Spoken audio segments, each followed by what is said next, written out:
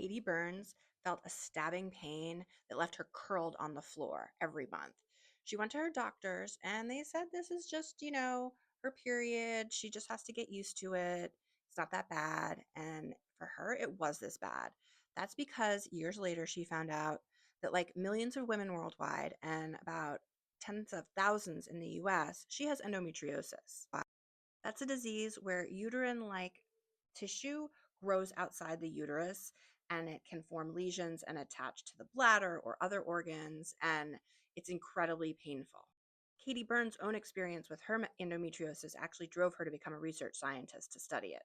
Burns is now studying how neutrophils, which are an immune cell, might be running amok and actually causing lesions to develop.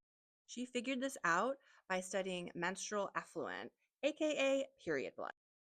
Collecting and examining the period blood from the first day of women's period, people with endometriosis revealed that they had the differences in these neutrophils, in these immune cells.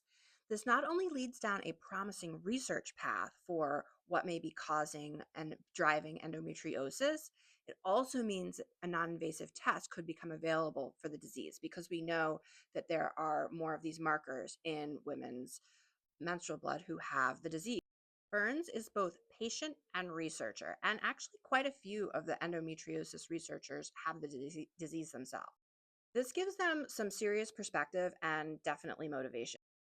And they're not just looking for cures for their own disease, they know this could help millions of people potentially around the world.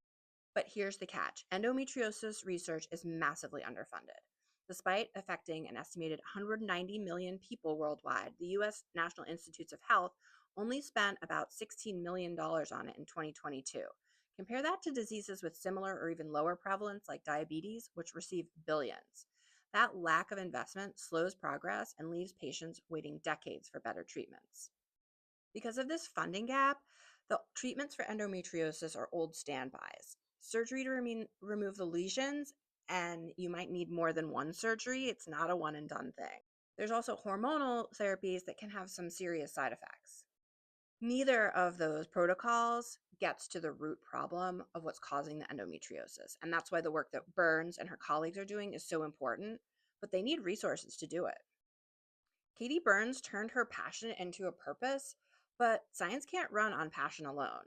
Without better funding, discoveries stay stuck in the lab instead of reaching patients. If we want real answers for endometriosis, the world has to start taking this disease more seriously. Since it affects 10% of half the population, this is worth looking into and really important. So share this story, talk about it. The more awareness, the harder it is for funders and policymakers to ignore, because people like Katie and the millions living with endometriosis deserve better. I'm Star Vartan. I'm a science and health reporter focusing on women's health, and my book, The Stronger Sex, looks at all the ways that women's bodies are strong and powerful and the research needed to learn more.